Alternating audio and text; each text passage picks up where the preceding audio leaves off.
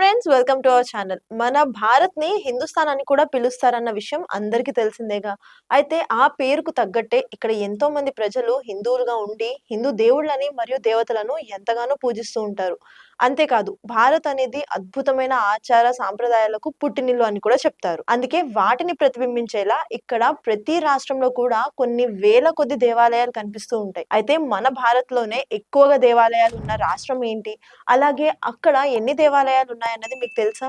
మరి దానికి సంబంధించిన వివరాల్లోకి వెళ్తే, మన భారతదేశంలో ఎక్కువ దేవాలయాలు ఉన్న రాష్ట్రం వచ్చేసి తమిళనాడు. అవును, మీరు విన్నది కరెక్టే. తమిళనాడులో ఏకంగా 79,000 దేవాలయాలు ఉండడం జరిగిందంట. ఇక దాని తర్వాత స్థానంలో మహారాష్ట్ర 77,000 దేవాలయాలతో, కర్ణాటక 61,000 దేవాలయాలతో, పశ్చిమ బెంగాల్ 53,500 దేవాలయాలతో, గుజరాత్ 50,000 దేవాలయాలతో, ఆంధ్రప్రదేశ్ 47,000 దేవాలయాలతో ఉండడం జరిగింది. ఇక ఇలా చెప్పుకుంటూ పోతే మన భారత్‌లో కొన్ని లక్షల కొద్ది దేవాలయాలు ఉంటాయనే చెప్పొచ్చు. మరి ఇప్పటి వరకు మీరు తిరిగిన, అలాగే మీకు బాగా ఇష్టమైన దేవాలయం ఏంటో కింద ఉన్న కామెంట్ సెక్షన్‌లో తెలియజేయండి.